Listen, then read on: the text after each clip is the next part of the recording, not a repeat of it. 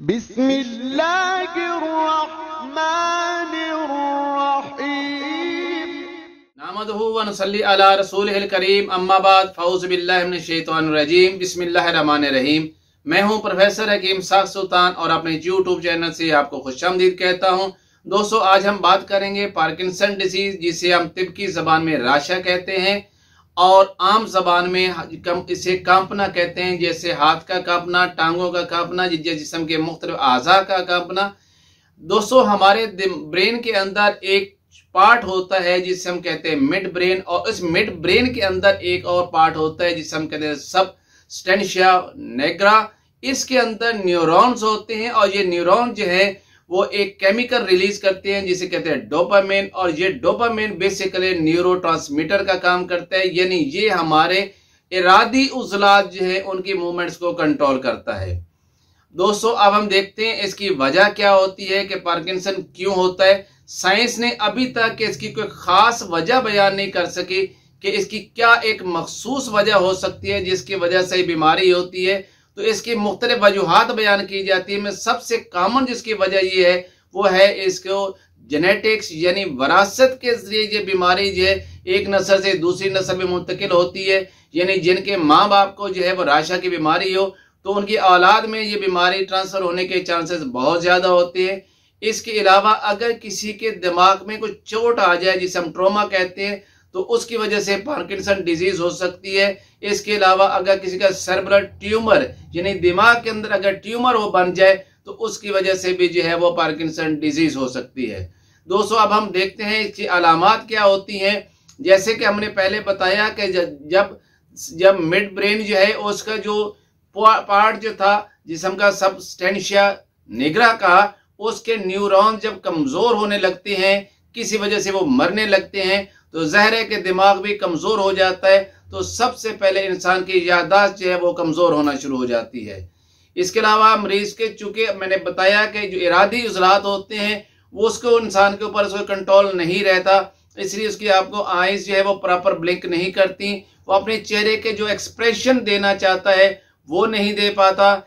इसके अलावा जो है वो अपने आज़ा को, अपने हाथों को अपनी मर्जी से वो मूव करना चाहे तो वो मूव नहीं करता, हत्ता कि वो अगर चलना भी चाहे तो वो नहीं चल पाता, और अगर वो चलता भी है तो बड़े छोटे छोटे कदमों के साथ चलता है। उसकी हैंड राइटिंग के अंदर तब्दीली आना शुरू हो जाती है, या उसकी हैंड राइटिंग बहुत छोटे छोटे अल्फाज जो है वो उसमें लिखना शुरू कर देता है जिसे हम माइक्रोग्राफिक कहते हैं। और ऐसा शख्स जब आपने अकाउंट्स के लिए जो बैंक में साइन करना चाहता है तो वो अपने प्रॉपर पे साइन भी नहीं कर पाता। ऐसे मरीज को जो है कमजोरी तो बहुत ज्यादा होती चली जाती है, आखिर में वो आगे की तरफ झुक जाता है, और जिसकी वजह से मरीज जो है वो बाज़ जो है वो बिल्कुल उसके चलना भी और मुश्किल हो जाता है।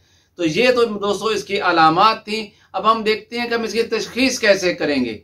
सबसे बड़ी आसान तशखीस, जब ये पेशेंट हमारे सामने आता है तो हम क्लिनिक के अंदर इसको देखकर, इसकी मुख्तलिफ मूवमेंट्स को देखकर ही कंफर्म कर लेते हैं कि ये पेशेंट जो है वो राशा का पेशेंट है। इसके अलावा अगर हम इसके मजीद को टेस्ट करवाना चाहें तो हम इसका MRI करवाते हैं और उसका CT स्कैन करवाते हैं। इससे हमें पता चल जाता है कि मरीज जो है वो पार्किंसन का पेशेंट है। अब असल एक चीज ये है इसका इलाज के बारे में। तो जैसे मैंने पहले बताया कि तिब ने इसके बारे में जो है वो बताया है कि इसकी असल वजह क्या है। मैंने कहा कि जब हमारे इरादी उज़लात की हरकत हमारे कंट्रोल में न रहें तो उस वक्त जो है ये बीमारी पार्किंसन डिजीज हो जाती है।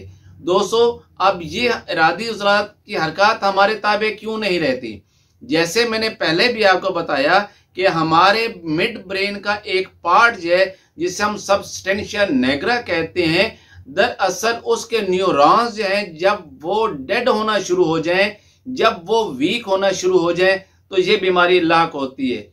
अब चूंकि साइंस ने तो इसकी कोई खास वजह नहीं बयान कर सका, तिब इसकी मखसूस वजह यह बयान करता है कि जब जिस्म के अंदर तेजाबी मादे बहुत ज्यादा बढ़ जाते हैं, यानी जिस्म में जब सौदावी मादे बढ़ जाते हैं, जिस्म में जब खुश्की और सर्दी बढ़ जाती है, या हम नजर मुफरद आज़ा की रूह से ये कहें कि जब जिस्म के अंदर उज़लाती आसाबी तहरीक होती है तो उस वक़्त दिमाग के अंदर तहलील वाक़या होना शुरू हो जाती है। मतलब यह है कि उस वक़्त दिमाग का वो पोर्शन जिसे हमने कहा था सबस्टेंशिया निग्रा जो है उसके न्यूरॉन जो है तहलील की वजह से कमजोर होना शुरू हो जाते हैं और मरना शुरू हो जाते हैं। ये वो तहकीक है जो सदियों पहले तिब्ब कदीम ने की और उसी के मुताबिक जब हम इलाज करते हैं तो अल्हम्दुलिल्लाह ये हमारा मरीज ऐसा ठीक हो जाता है। दोस्तों ये बात तो कन्फर्म है कि ये बीमारी बहुत अरसा तक रहती है, लेकिन खुदा न खासा इस बीमारी से इंसान की डेथ भी नहीं होती।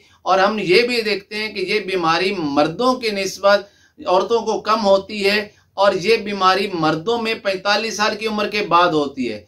क्यों होती है? इसलिए कि मर्दों का मिजाज जो है वो सौदावी होता है, उसके मिजाज में खुश्की और सर्दी उम्र बढ़ने के साथ साथ बढ़ जाती है। इस वजह से ये उनके अंदर राशा का मर्ज हो जाता है। औरतों के अंदर ये राशा का मर्ज होता है जब उनको मेनोपॉज हो जाता है, जब उनका तभी मिजाज तब्दील हो जाता है, जब उनका तभी मिजाज जो गर्म तर हो मिजाज है, जिसके अंदर औरत जो है वो बिल्कुल सेहतमंद और जवान रहती है, जब 45 साल की उम्र के बाद जब उसका मिजाज तब्दील हो जाता है, अब वो गर्मी तरी से खुश्की सर्दी की तरफ चली जाती है, उसके अंदर फिर ये खुश्की की ज्यादती की वजह से पार्किंसन डिजीज उसमें हो जाती है। अब इसका इलाज भी जो तिब्ब ने बड़े कानून और असूल है जो मैं आपको बता रहा हूँ, वो क्या है, हम इस दिमाग को कुव्वत देने वाली अद्वियात देंगे। तो दिमाग को कुव्वत देने वाली अद्वियात कौन सी होनी? जिनके मिजाज गर्म और तर होगा।